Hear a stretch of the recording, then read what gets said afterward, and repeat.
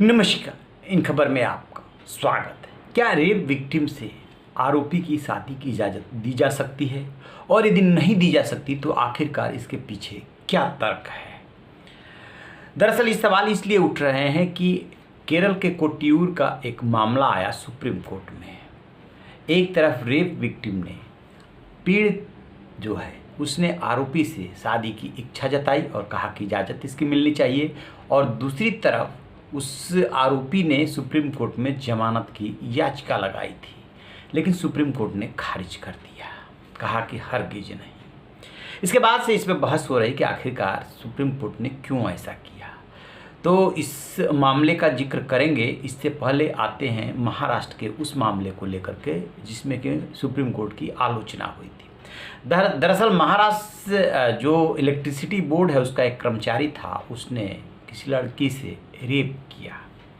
इसके बाद वो जमानत के लिए आया सुप्रीम कोर्ट में। सुप्रीम कोर्ट ने उससे पूछा कि क्या वो विक्टिम से शादी करेगा, इसके लिए तैयार है तो उसके जमानत याचिका पर विचार किया जा सकता है, अदरवाइज उसे जेल भी जाना होगा और नौकरी से भी हाथ गंवाना होगा। चूँकि वो सरकारी कर्मचारी था, इसलिए ये चाहता था कि किसी तरीके से उसकी नौकरी बच जाए और जेल न जाना पड़े, क्योंकि जेल जाते ही नौकरी चली जाएगी, सस्पेंड तो हो ही जाएगी। तो सुप्रीम कोर्ट ने जैसे ही ये सवाल पूछा, एक बहुत बड़ा वर्ग सुप्रीम कोर्ट जो सवाल पूछा था उसके अगेंस्ट खड़ा हो गया और ये सवाल उठाने लगा कि ये सुप्रीम कोर्ट कैसे ऐसे पूछ सकता है, इससे तो और ज़्यादा बढ़ावा मिलेगा। आलोचना हुई। खैर, उस मामले में उसके जो कर्मचारी था उसके वकील ने कहा कि ये संभव नहीं है, क्योंकि जो आरोपी है वो पहले से ही मैरिड है और 2016 में इसने ये प्रस्ताव लड़की को दिया था। जब उस समय लड़की नाबालिग थी, उसने नहीं माना, इसलिए अब ये संभव नहीं है। अब बात आते हैं कोट्टियूर मामले की। इसमें जो आरोपी है वो एक पूर्व पादरी है। 20 साल की उसकी सज़ा हुई है, सज़ा काट रहा है, और जिस महिला के साथ उसने ये किया वो रेप के समय नाबालिग थी, उसने एक बच्चे को जन्म दिया। अब जब उसको सज़ा हो गई, उसके बाद ये कोशिश की जाने लगी कि कैसे इस मामले को ख़त्म किया जाए।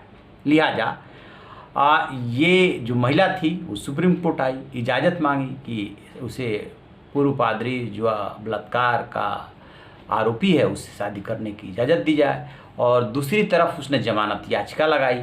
सुप्रीम कोर्ट ने दोनों की बात को नामंजूर कर दिया, कहा कि हाई कोर्ट ने बहुत सोच समझ करके फैसला दिया है और इसमें जो है कुछ नहीं हो सकता, उसने जो किया है उससे भुगतना पड़ेगा।